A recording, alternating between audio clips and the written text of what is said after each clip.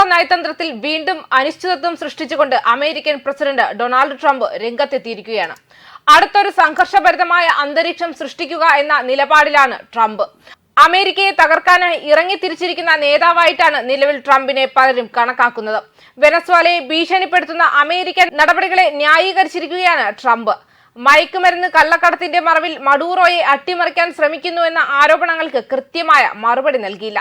കൂടാതെ റഷ്യയും ചൈനയും ഉൾപ്പെടെയുള്ള രാജ്യങ്ങളുമായി മത്സരിക്കുന്നതിനായി അമേരിക്ക ആണവായുധ പരീക്ഷണങ്ങൾ പുനരാരംഭിക്കുമെന്ന് ട്രംപ് പ്രഖ്യാപിച്ചത് ആഗോളതലത്തിൽ പുതിയൊരു ആയുധ മത്സരത്തിന് തിരികൊളുത്തുമോ എന്ന ആശങ്കയുണർത്തുന്നുണ്ട്. വെനസ്വേലയ്ക്കെതിരെ അമേരിക്ക യുദ്ധം ചെയ്യാൻ പോവുകയാണോ എന്ന ചോദ്യത്തിന് ട്രംപ് വ്യക്തമായ മറുപടി നൽകിയില്ല. എനിക്ക് സംശയമുണ്ട്, എനിക്ക് അങ്ങനെ തോന്നുന്നില്ല, പക്ഷേ അവർ ഞങ്ങളോട് വളരെ മോശമായാണ് പെരുമാറുന്നത് എന്നായിരുന്നു അദ്ദേഹത്തിന്റെ മറുപടി. എങ്കിലും പ്രസിഡന്റ് നിക്കോളാസ് മഡൂറോയുടെ ദിവസങ്ങൾ എണ്ണപ്പെട്ടതായി അദ്ദേഹം അഭിപ്രായപ്പെട്ടു. കരീബിയനിലെ മയക്കുമരുന്ന് കള്ളക്കടത്ത് ബോട്ടുകൾക്കെതിരെ അമേരിക്ക നടത്തുന്ന ആക്രമണങ്ങളെ ട്രംപ് ഭരണകൂടം ന്യായീകരിക്കുന്നത് അമേരിക്കയിലേക്കുള്ള മയക്കുമരുന്നൊഴുക്ക് തടയാനാണ് എന്ന വാദമുയർത്തിയാണ്. എന്നാൽ ഇത് മയക്കുമരുന്ന് തടയുക എന്നതിലുപരി ട്രംപിന്റെ ദീർഘകാല എതിരാളിയായ മഡൂറോയെ പുറത്താക്കുക എന്ന രാഷ്ട്രീയ ലക്ഷ്യത്തോടെയുള്ള നടപടിയാണെന്ന വിമർശനം ശക്തമാണ്. ട്രംപ് ഈ വാദം പൂർണ്ണമായി നിഷേധിച്ചില്ല. അത് പല കാര്യങ്ങളെക്കുറിച്ചാണെന്ന് പറയുക മാത്രമാണ് ചെയ്തത്.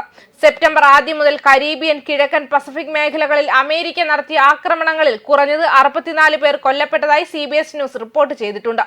അമേരിക്ക കരയിൽ ആക്രമണം നടത്താൻ പദ്ധതിയിട്ടിട്ടുണ്ടോ എന്ന ചോദ്യത്തിന് ട്രംപ് കൃത്യമായ മറുപടി നൽകാതെ ഒഴിഞ്ഞുമാറി. ഭാവി നടപടികൾ മറച്ചുവെക്കാനുള്ള താൽപര്യം പ്രകടിപ്പിച്ചു. ലാറ്റിൻ അമേരിക്കയിൽ ആധിപത്യം സ്ഥാപിക്കാൻ അമേരിക്ക ഈ ആക്രമണങ്ങൾ ഉപയോഗിക്കുന്നുവെന്ന് കൊളംബിയൻ പ്രസിഡന്റ് ഗുസ്താവോ പെട്രോ വിമർശിച്ചു. അമേരിക്ക ഒരു പുതിയ യുദ്ധം കെട്ടിച്ചമയ്ക്കുന്നു എന്ന് മഡൂറോയും നേരത്തെ ആരോപിച്ചിരുന്നു. റഷ്യ, ചൈന തുടങ്ങിയ രാജ്യങ്ങളുമായി പൊരുത്തപ്പെടുന്നതിന് ആണവായുധ പരീക്ഷണങ്ങൾ പുനരാരംഭിക്കാൻ അമേരിക്ക സൈനിക നേതാക്കളോട് ആഹ്വാനം ചെയ്തതിനെക്കുറിച്ചും ട്രംപിനോട് ചോദിച്ചു. 30 വർഷത്തിലേറെയായി അമേരിക്ക ആദ്യമായി ഒരു ആണവായുധം പരീക്ഷിക്കാൻ പദ്ധതിയിടുന്നുണ്ടോ എന്ന ചോദ്യത്തിന് ട്രംപിന്റെ മറുപടി വ്യക്തമായിരുന്നു. മറ്റ് രാജ്യങ്ങളെ പോലെ ഞങ്ങളും ആണവായുധങ്ങൾ പരീക്ഷിക്കാൻ പോവുകയാണെന്ന് ഞാൻ പറയുന്നു. റഷ്യയും ചൈനയും പരീക്ഷണങ്ങൾ നടത്തുന്നുണ്ടെന്നും എന്നാൽ അവർ അത് പുറത്തു പറയുന്നില്ലെന്നും ട്രംപ് ആരോപിക്കുകയും ചെയ്തു.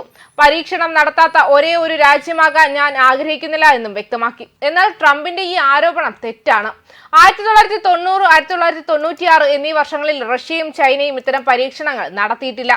ആണവ പരീക്ഷണ നിരോധന ഉടമ്പടികൾ നിലനിൽക്കുമ്പോൾ തന്നെ ഈ രാജ്യങ്ങൾ രഹസ്യമായി പരീക്ഷണം നടത്തുന്നുവെന്ന തെറ്റായ ആരോപണം ട്രംപ് ഉയർത്തുന്നത് അമേരിക്കൻ നീക്കത്തിന് ന്യായീകരണം നൽകാനാണെന്ന് വ്യക്തമാണ്. ഉത്തര കൊറിയയും പാകിസ്ഥാനും ആയുധശേഖരം പരീക്ഷിക്കുന്നുവെന്നും ട്രംപ് ആരോപിച്ചിട്ടുണ്ട്.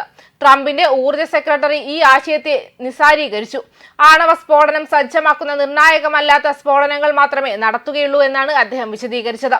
വെനസ്വേലയിലെ നയതന്ത്രപരമല്ലാത്ത ഭീഷണികളും ആണവ പരീക്ഷണങ്ങൾ പുനരാരംഭിക്കുമെന്നുള്ള ട്രംപിന്റെ പ്രകോപനപരമായ പ്രസ്താവനകളും അമേരിക്കയുടെ ആഗോള ഇടപെടലുകളിൽ നിലനിൽക്കുന്ന ആക്രമണോത്സുകമായ സമീപനത്തെയാണ് തുറന്നു കാട്ടുന്നത്. മയക്കുമരുന്ന് നിയന്ത്രണം എന്നതിനപ്പുറം ഒരു പരമാധികാര രാജ്യത്തിന്റെ ഭരണമാറ്റം ലക്ഷ്യമിടുന്ന US നീക്കങ്ങൾ അന്താരാഷ്ട്ര നിയമങ്ങളെ ചോദ്യം ചെയ്യുന്നു. കൂടാതെ മറ്റ് രാജ്യങ്ങൾക്കെതിരെ തെറ്റായ ആരോപണങ്ങൾ ഉന്നയിച്ചുകൊണ്ട് ആണവ പരീക്ഷണങ്ങളിലേക്ക് തിരിയുന്നത് ആഗോള സ്ഥിരതയെ അപകടത്തിലാക്കുന്ന നടപടിയാണ്. ന്യൂസ് ഡെസ്ക് കർമ്മ ന്യൂസ്.